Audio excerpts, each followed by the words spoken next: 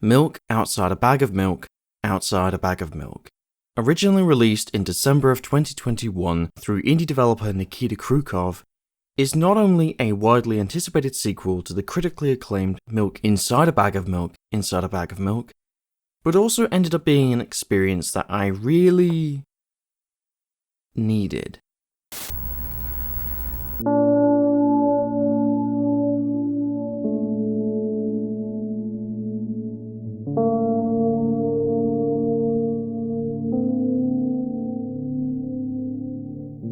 So we're finally here. It's funny to think that it's only been a year and a few months since the original Milk installment dropped back in August of 2020. Kinda feels like it's been a lot longer, maybe perhaps due to the immense hype, God I hate that word, regarding the sequel that has been gradually accumulating within Kryukov's amazingly dedicated community of fans. And hell, I like to think of myself as part of that community too, because the shared adoration for Kryukov's 20-minute trip to the store to buy some milk has been pretty amazing to see. People love this character, an unnamed and, until very recently, mostly unseen girl experiencing panicked mental health episodes at what initially appears to be the tiniest things, with the player trying desperately to steer her in a direction that makes any form of rhyme or reason, so that she then completes her goal in purchasing the milk. There was something about this little story that resonated with people. And those of you watching who are already familiar with the channel are probably more than aware that it certainly resonated with me. So the knowledge that a sequel was on its way just couldn't help but inspire pure, unfiltered anticipation within me. I kid you not, this was probably one of my most anticipated games of the year, which kinda strikes even me as odd considering that the majority of Milk Inside a Bag of Milk's experience was what many can quite comfortably argue, not an actual game. And yeah, I know, making the statement that my most look forward to gaming experience of the year just so happened to be a visual novel, I'm sure that paints amazing credibility to my credentials as a bona fide game reviewer person. But fuck it, I loved Milk Inside a Bag of Milk, Inside a Bag of Milk. I loved how the game made me feel, I adored the atmosphere and the vivid, often painful associations that the game made in regards to mental health issues, some of which that I myself share, and even the hopelessness of the endings in spite of having finally scraped together some small shred of optimism by helping the girl buy milk. The original installment of this franchise struck me with a manner that at the time I didn't expect in the slightest. So let's talk about the sequel. But before we do, I'm going to say the exact same thing that I said when introducing the first Milk installment. If you haven't played this game yet, you really should do so before watching the video. Practically everything I'm going to say from this point onwards is essentially a spoiler by nature, especially considering the game's length. You'll finish Milk Outside a Bag of Milk, Outside a Bag of Milk in roughly an hour, so long as you're taking your time with the dialogue and don't rush through the minimal gameplay afforded to you. However, also on the subject of minimal gameplay, I would also like to address a point of contention that has been popping up now and again in regards to the price of shorter indie titles. Compared to the original 20-minute long Milk installment, which was priced at a mere 79 pence, or just over $1 if you happen to look at it like that, the hour-long sequel is notably priced at just over £6, or $9. And to some, this will probably be seen as something of a leap in price. And if you ask someone watching the video who perhaps is seeing it like this, and maybe is feeling a little hesitant before committing to purchasing the game, which in a way I can't really blame you, I would like to firmly reassure you that I did not receive a review code for Milk Outside a Bag of Milk. I paid full price on day one, and I'm very glad that I did. Because after having played it myself, and also seeing a close friend of mine go through the entire game, who also paid full price as well by the way, and witnessing their reactions to some of the moments that stuck out to me during my playthrough, the price that I paid for the experience I'm now reviewing felt worth it to me. So let's get into it.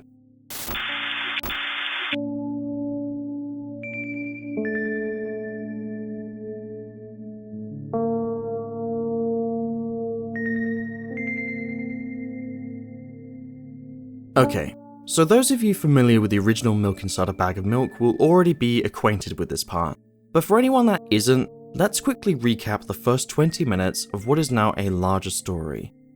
From the very first point of being introduced to the unnamed main character, a shy, nervous young girl who happens to carry some awfully heavy burdens on her shoulders mentally, the goal of the original Milk installment was always very simple to describe.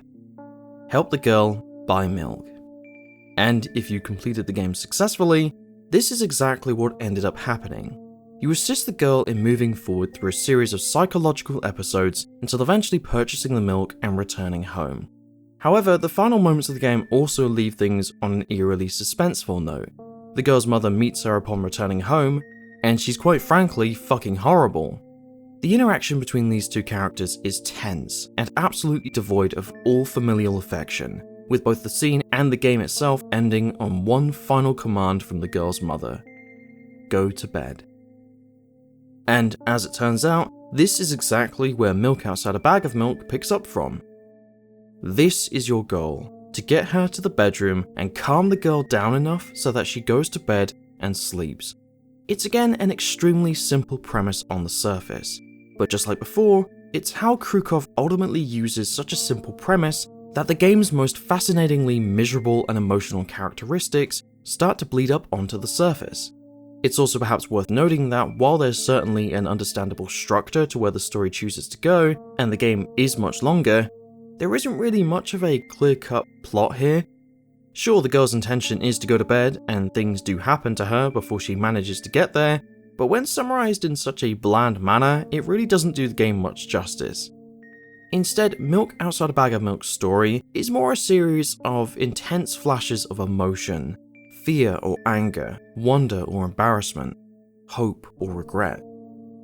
So this is very much how I'm going to be looking at the game. Instead of simply walking through the story, I'm going to focus on separate flashes of emotion, and how such moments can be extremely compelling.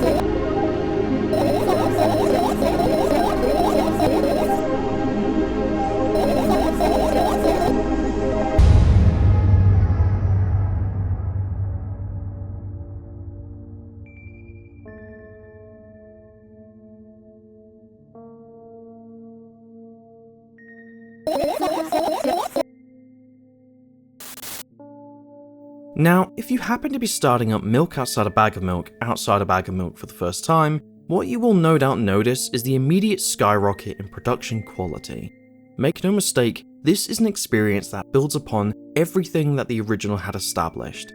For starters, the art style has now been further worked upon and fleshed out to include multiple variations in presentation, such as some short video animations, or the subtly dynamic backgrounds that shift gently from one point to another, or the fact that certain sections of in-game dialogue and interactions are now either animated or consistently change in expression and tone, or lastly that there are moments within the game that do in fact repurpose the original Milk Inside a Bag of Milk's art direction in new and interesting ways. There are some things that will be touched on a little bit later in the video, but I absolutely mean it when I say that this is a beautiful looking game. The OVA introduction, for example, is a wonderfully striking reinterpretation of the original Milk installment, providing a grounded starting point for those not familiar with the first game, while also being incredibly rewarding for those that are. It's a perfect reintroduction to the girl's story before the sequel even begins. Elsewhere, panels that were once tiny, effective little snapshots into the girl's world throughout the first game have now been brought to life as huge full-screen backdrops and portraits. You now see the girl in a far more realised manner, her design fitting right in with the ominous, unsettling colour scheme of stark purples, reds and black. And to complement things even further, these slowly drifting backgrounds keep the game's panels from feeling too static or motionless, while also reinforcing the strange, surreal otherworldliness that the original had captured so brilliantly. You'll be focusing on the girl or her dialogue, and something from the background will move ever so slightly, stealing your attention. Weird shapes or structures, or what could be leaves or water. Or it might be an actual goddamn eyeball, just staring right back at you.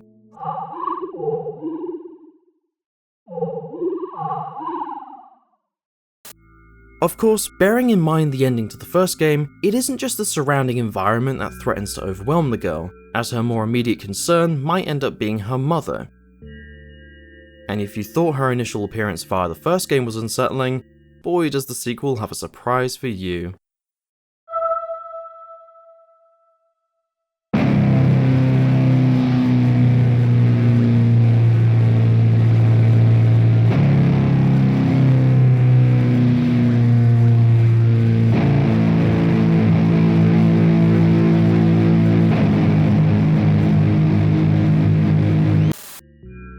Occurring fairly early into the game's runtime after the girl initially returns home, Milk Outside a Bag of Milk also further elaborates on the girl's relationship with her mother.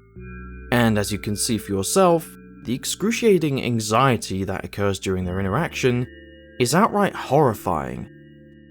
Depicting the mother as a large wretched mass of bulbous fat with long razor-sharp nails, the girl's impression of her parent is essentially a child's worst nightmare. Before the girl has time to react, the mother advances, seizing the girl while snarling cruel, accusatory dialogue, before then proceeding to pierce her arm with one of the many tendrils sprouting from the mother's body. Likely a symbolic representation for child abuse through cigarette burns, the girl begins to scream hysterically after vomiting in terror, the searing pain from her arm causing her to lose all sense of reality. She starts to hallucinate further torment at the hands of the creature before her, such as her neck being scratched and shredded. She imagines blood flying everywhere, splattering the walls of the corridor, while the emotionless, dead expression of her would-be mother stares unblinkingly back at her. Finally, the girl blacks out with one final command being screeched at her by the creature: that the girl must promise to never drink milk ever again.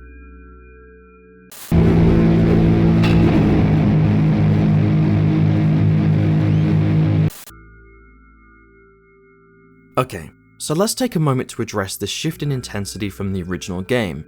While the first Milk installment generally kept to a steady pace throughout, with the tension and uncomfortable nature of the game coming in via drips and drabs or subtle indication, Milk Outside a Bag of Milk is far more overtly horror-inspired by comparison, and the increased production quality resulting in a more elaborate expressive art direction emphasizes this factor gorgeously.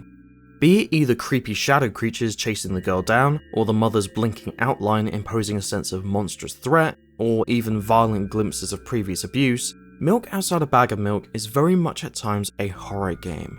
And it's not just the visuals that instill this sense of direction either.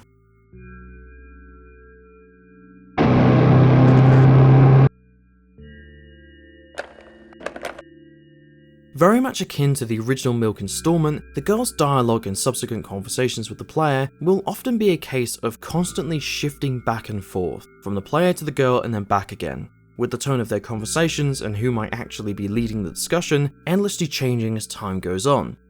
But what is notable is how much more trustworthy the player now appears to be in the eyes of the girl, perhaps due to having successfully led her to buy milk in the previous game. You'll learn far more about her world and the life she has led up to this moment. You'll be told stories and anecdotes about her past or present, and also perhaps the odd hint towards a future she wishes to lead once the more unstable elements of her mental health have been overcome.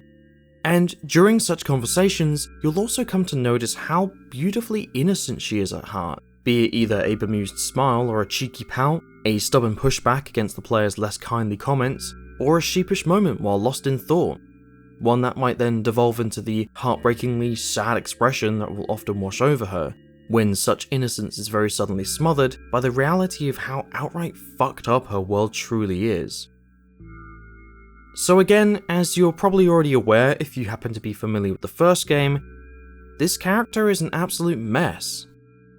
Even without a word of dialogue, The girl's frail, defeated form hunched over her bedroom balcony against a backdrop of bizarre structures speaks absolute volumes as to the weight resting on her shoulders. A prisoner trapped within her own head, and more than likely, also within the dysfunctional family unit that she was unfortunate enough to be born into. You'll find this a lot throughout Milk Outside a Bag of Milk, how Kryukov chooses to present the unnamed main character that so many of his followers have found a kindred spirit within, such as an exhausted gaze into the bathroom mirror, a terrified glance over her shoulder, or a wistful stare up to the ceiling above. She's very clearly a sad, withered person, utterly overwhelmed by the nature of her condition, and Kryukov further emphasizes this factor with each and every new frame depicting the girl. And God, that's not even taking into consideration the game's dialogue, which by comparison to Milk Inside a Bag of Milk is literally far more out there by absolute miles. For starters, the game features multiple endings, and to achieve such endings, you need to explore identical scenes from multiple angles. This is of course a technique that the original Milk installment had utilised to a certain point, but Milk Outside a Bag of Milk fleshes out these possibilities by a far greater degree. And throughout these possibilities, you will come to learn a lot about the girl, often stumbling upon a train of thought within her head without even meaning to do so. She may, for example, suddenly start to fixate on how much she absolutely disgusts the pills that she's forced to take, or perhaps tell you multiple variations of the same story. A story in which her father was forced to drag her out of the school that she supposedly loved to attend due to her suffering a manic episode.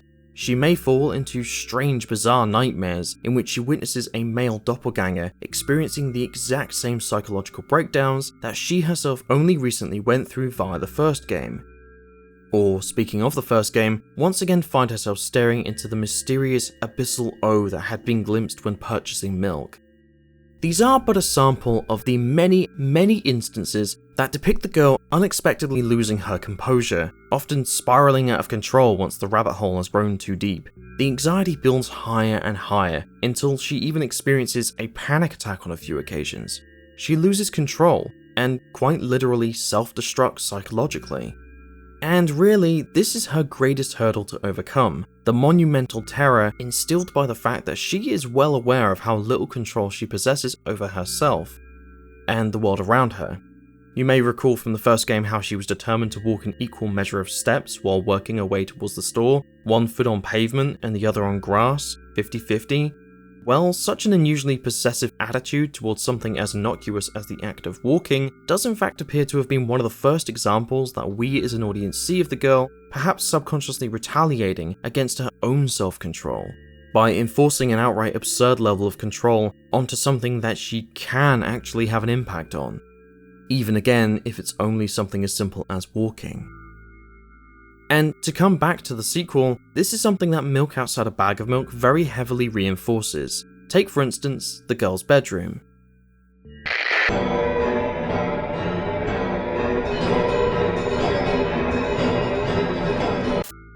So, you know the phrase organised mess? Well, this is kinda what the girl has in mind when regarding her bedroom. It might not be the tidiest living space in the world, but everything has its place. While the girl may suffer at the hands of an unpredictable and often unforgiving psyche, she is absolutely obsessed with controlling her living space, meticulous in her insistence that things remain as they are in her room, because if anything were to change, it would drive her crazy. And I don't mean, don't touch my stuff crazy. I mean, I have literally memorized every item's exact location, so if you happen to move even the slightest thing, the entire cosmos is going to come crashing down with the structural stability of a Jenga tower. She refuses to get rid of the dead plants, or the pile of empty milk cartons that distort and snarl aggressively when moused over, and even goes so far as to hoard broken radios. One of them doesn't work, the other screeches and moans with eerie sounds, and the third actually works. It's fine. God knows why she keeps the other two around when they make sounds like this.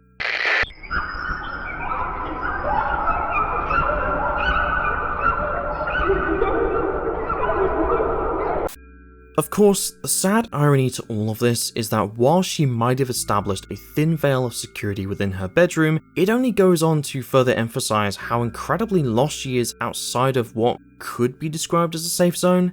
but it's not like kipping in a sleeping bag amongst a pile of rubbish on the floor is exactly what you'd refer to as a safe, comforting environment for a child to grow up and feel healthy in. You'll also notice that the mother has in fact been in the room plenty of times, marking doses and side effects on the mirror for the girl to take note of, but apparently she gave up on cleaning the girl's bedroom long ago. Instead, it would appear that she's been far more focused on take this exact dosage and be fucking normal already. So, to kind of summarize the little bits and pieces I've mentioned, everything the girl sees, imagines, feels, and thinks is extremely hypercharged, drenched in layers upon layers of emotional weight and trauma. And as a result, so much of what the girl actually says to the player, such as her analogies and comparisons to things made in the hope of getting her point across, are outright absurd at times. There are a lot of moments throughout the game that see the girl just rambling on and on and on, and while a select few do grow a little tiresome, I'd say a solid 80% of them are extremely compelling if you are invested in the story. Because at the end of all of this, you want to see a faint glimmer of hope for the girl to appear. Her situation is heartbreaking, so if anything might appear to help the girl through the things you can say, or by you encouraging a tactful tiptoe around some uncomfortable topics or unpleasant memories, you as the player are responsible for being that source of comfort.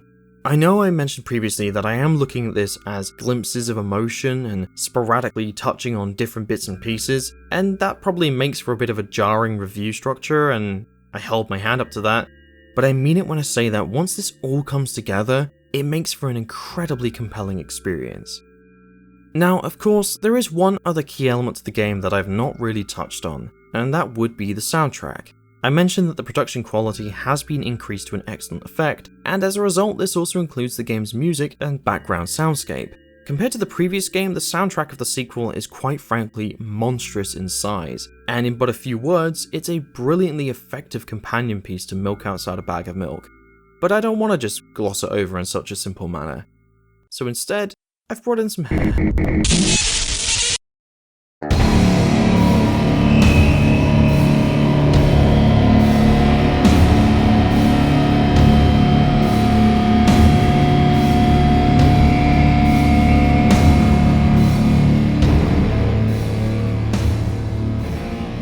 When you have a game that alternates between subtlety and, well, the subtlety of a sledgehammer with absolute ease, you can't help but wonder about how one can establish a consistent atmosphere of unease and dread. Our subject is a horror game after all. If the visceral but really effective approach of tell don't show writing, and therefore Nikita himself is the puppeteer, then the strings that keep the experience moving are the visuals and the music. I brought in the subtlety angle because I felt like it's necessary for you to understand how these alternating states play into and reinforce each other so well thanks to the music. The Milk soundtrack is a 4-hour-long collection of auditory hellscapes and places of nostalgic, melancholic calm with every individual sound feeling meticulously put together, even in the case of ones that are on the more simplistic side of the spectrum. I would like to talk about certain pieces and why I find them to be engaging or important in the context of the game. This little segment is going to serve more as a mood map than anything, but hopefully it will pique your interest about the soundtrack and the game if it hasn't already. First and foremost, getting pummeled is kind of an overused term when it comes to sound design and the auditory side of things in general. Used to describe the ferocity and aggressive nature of extreme music, for example. The expression implies a hard-hitting, impactful, fast-paced punch-in-the-gut type of experience that just doesn't let up. But these soundscapes don't need to be fast per se. Sometimes you can accomplish the same sensation with volume, repetition, and a robust sounding mix as well. So when I heard this,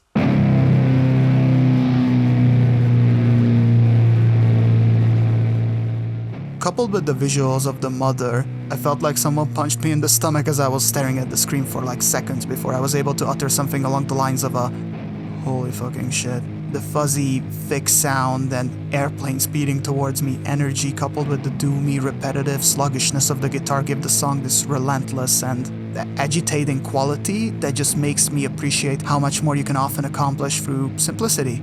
It oozes hate and anger in such a disgustingly elemental level. It's legitimately frightening. I've never in my life felt like an instrument or a melody wants to cause me physical harm while basking in how much it hurts me.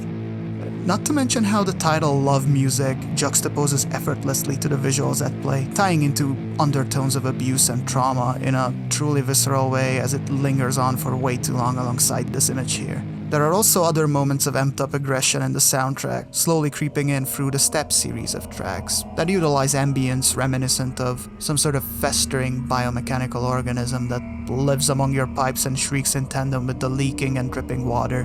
It sounds alien and metallic. By the time you're not all that off-put by it, the second piece comes in and gives prominence to a droning bass line and increases the volume of shrieks, while kicks just hammer away periodically with a progression that reminds me of slowly creeping anxiety, honestly. You have these elements that keep crawling in, growing, pulsating, and your gut gets filled with this pressure because you notice something is coming. And when it arrives,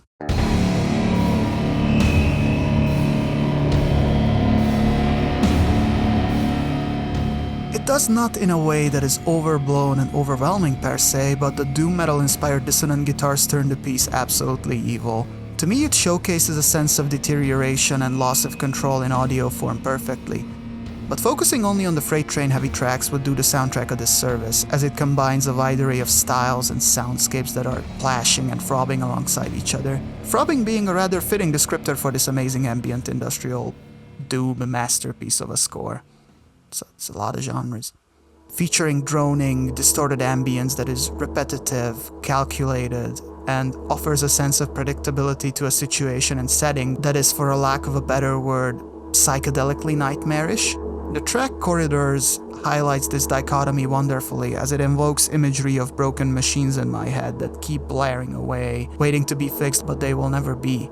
Most of the soundtrack is synth-based, and they're going to do the heavy lifting for the ugly metallic wails and melancholic pieces of beauty alike. Repetition is a key element to the soundtrack. As I mentioned before, there are cases of juxtaposition that to me feel like a conscious effort to confuse, like the aforementioned Corridors, where you can't really say for sure that the environment you currently inhabit is safe or not. Dark Kitchen music has this hypnotic, sharply ringing, echoing synth that just conveys a strange sense of relentlessness to me. Again, deliberate and calculated. Just like when someone is staring at you from afar and doesn't stop when you notice them. As time moves slowly, the situation just becomes worse and worse. Restlessness, uncertainty, and the lack of safety are all key elements of Milk 2's plot, some appearing more prominently than others. But what unites these elements is the grimy, metallic filthiness that Nikita piles on top of the scenery. A child's room permeating the atmosphere of brokenness is gut-wrenching to me. Not to mention how the girl's mental instability and fractured, disjointed worldview is, in my opinion, communicated through the radios she collects, with one of them emitting everyday sounds that are detuned, distorted, and mangled until what remains is just an unrecognizable image of something idyllic. Basically, the soundtrack is in symbiosis with the girl's life.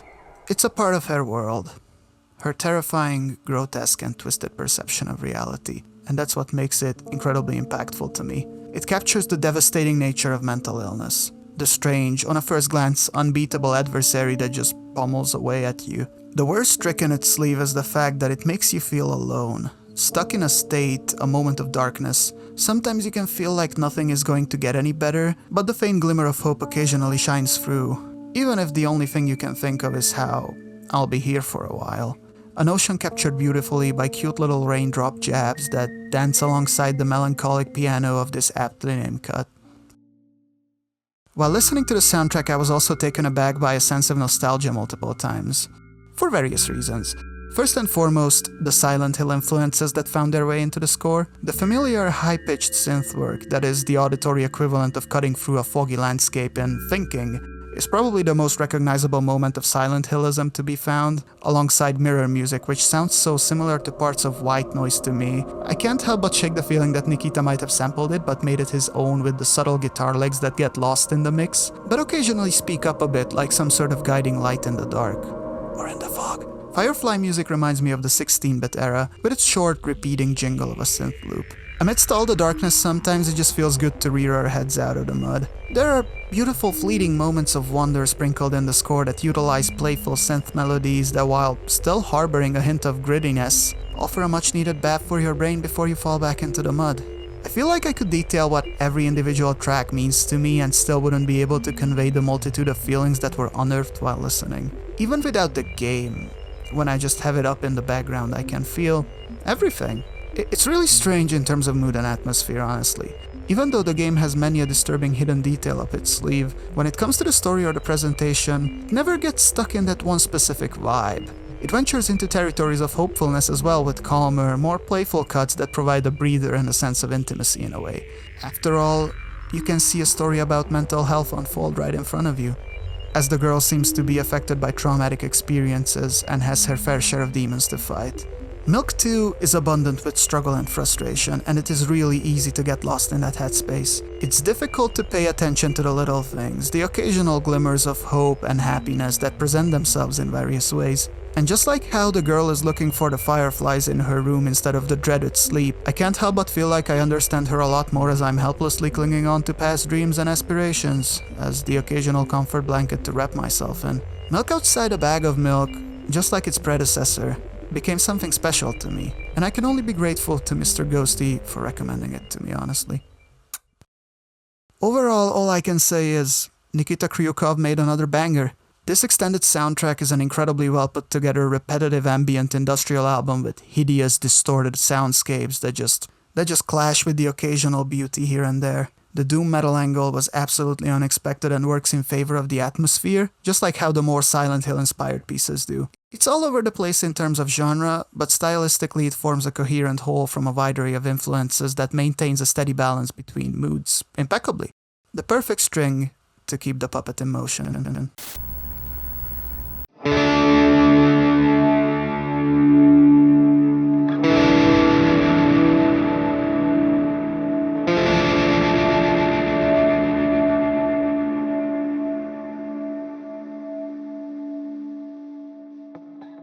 So, I've got to be honest, this was a game that ended up being really hard to talk about in a cohesive manner.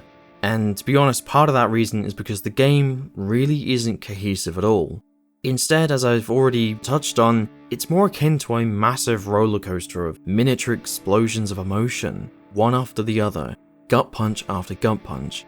Aside from the basics, there really isn't a plot at all. Just anxiety episodes after anxiety episode, driving both the girl and the player mad. But as it turns out, it also ended up being an experience that I really needed to round off my 2021. To put it simply, 2021 sucked. I couldn't even begin to tell you how much I wanted the new year to just get on with it and arrive. But then along came Milk Outside a Bag of Milk in the final weeks of the year, and in a lot of ways I felt it resonate with me in even more ways than the original had. The struggle of the girl and her experiences were extremely cathartic, carrying a sad yet slightly hopeful message that she might just make it through to a more optimistic, healthy life. That's a beautiful sentiment to take away from everything the girl and the player go through. And for that reason, amongst others, I loved Milk Outside a Bag of Milk. If Milk Outside a Bag of Milk speaks any message, it's that it's ultimately okay to ask for help.